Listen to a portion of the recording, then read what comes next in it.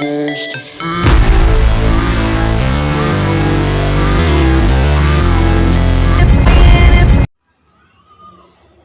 ada keberhasilan tanpa rasa lelah.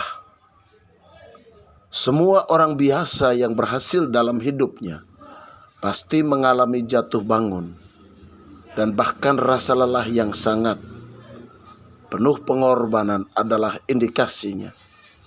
Air mata menjadi penghias, kekecewaan, bahkan serasa seolah ditinggalkan, tidak diperduli oleh orang di sekitarnya. Bahkan serasa langkah juang tidak ada yang mau menghargainya. Hidup itu ibarat mendaki gunung. Kian jauh, kian tinggi, kian terjal, kian sulit. Dan ini pertanda puncak sudah hampir di depan mata. Jalan yang enak adalah jalan yang rata dan cenderung menurun.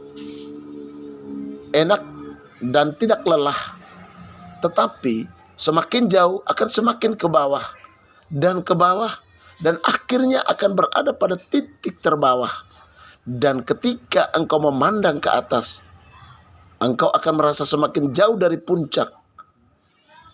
Dan juga bisa kita katakan, engkau sedang berada di lembah yang diidentikan dengan kegagalan. Pendaki yang gemar mencapai puncak tidak mengenal kata menurun.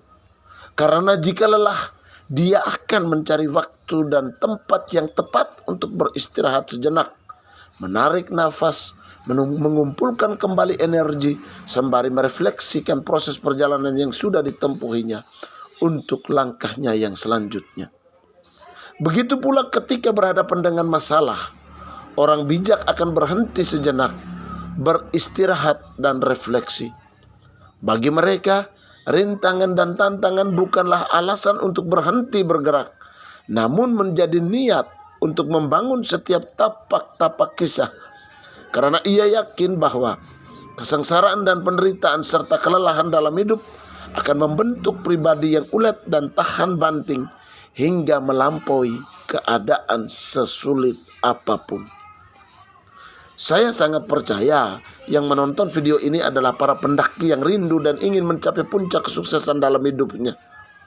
Jatuh memang menjadi pengalaman yang sangat tidak enak. Apakah mau tetap berada di bawah karena malu, atau mau bangkit lagi dan meneruskan perjalanan?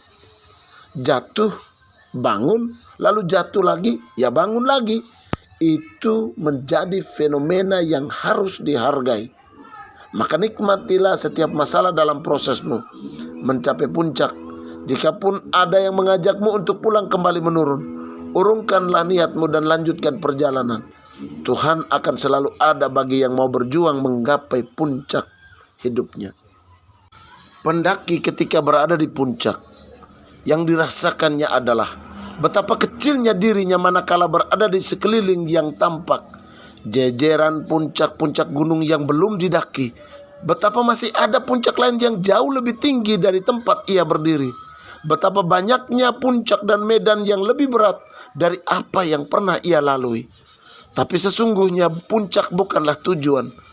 Namun engkau sedang memaknai hidupmu dengan mengarungi setiap tapaknya.